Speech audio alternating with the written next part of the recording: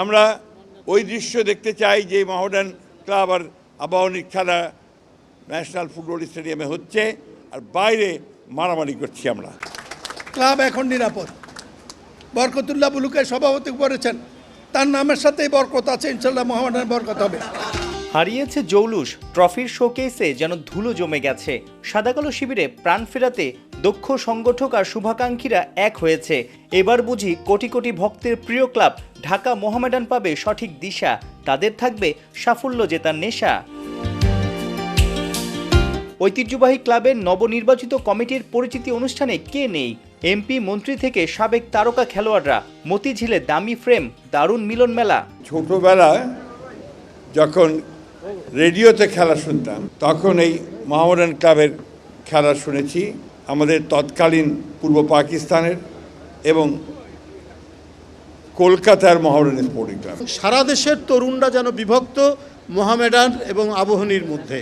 আমি সেই তরুণদের মধ্যে একজন ছিলাম সেই সময় 79-78-এ যে মোহামেডানকে সমর্থন করা শুরু করেছিলাম। সেই 94 আমি তখন জুনিয়র গোলকিপার হিসেবে এই মোহামেডান ক্লাবে খেলার সৌভাগ্য আমার হয়েছিল, সেই থেকে আমার পথ চলা। ছাত্র জীবন থেকে মোহামেডান সমর্থক ছিলাম, কর্মকর্তা হব চিন্তাও করি নাই। চরম দৃশ্যে যখন মাত্র বিয়ে করেছি, নিজের চাল চুলের ব্যবস্থা নাই, তখন এই মোহামেডান ক্লাবের দায়িত্ব একদিন রাতে আমার কাছে আসে 75-এর দিকে। ঢাকা মোহামেডানকে শক্ত ও পেশাদার ক্লাবের রূপ দেওয়ার দায়িত্বে খেলাপ্রিয় সংসদ সদস্য ও অভিজ্ঞ সংগঠক বরকতুল্লাহ বুলু। মোহামেডান ক্লাবের দীর্ঘদিনের যে আশা, এখানে একটি বহুতল ভবন হবে, মোহামেডান ক্লাব নিজ পায়ে দাঁড়াবে। আমি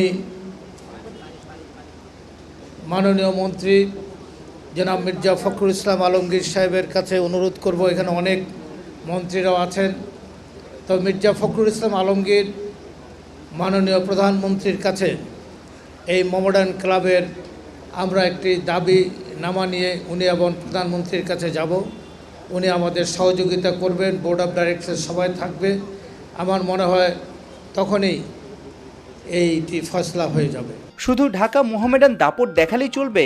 ঢাকা আবাহনী পিছিয়ে পড়লে খেলা হবে ম্যারমেরে। তাই ক্রীড়াঙ্গন রাজনীতি মুক্ত চায় বিএনপির এই নেতারা। সেই আবাহনী ক্লাবে গিয়ে আমরা এখানে দলের ঊর্ধ্বে গিয়ে, রাজনীতির ঊর্ধ্বে গিয়ে আমরা খেলাধুলাকে প্রতিষ্ঠিত করতে চাই। খেলার মাঠে আমরা প্রতিযোগিতা দেখতে চাই, সুস্থ প্রতিযোগিতা দেখতে পাই। আমরা ওই দৃশ্য দেখতে চাই যে মোহামেডান ক্লাব আর আবাহনীর খেলা ন্যাশনাল ফুটবল স্টেডিয়ামে হচ্ছে আর বাইরে মারামারি করছি আমরা। মাঝে লম্বা সময় দর্শকদের হতাশ করেছে মোহামেডান ক্লাব।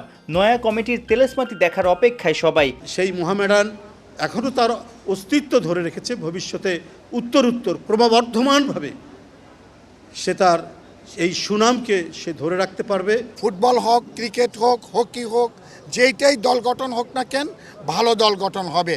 এবং মোহামেডান ক্লাবে এখন থেকে চ্যাম্পিয়ন দল গঠন করার জন্য টিম করা হবে। সাইফুল রূপক, ৭১।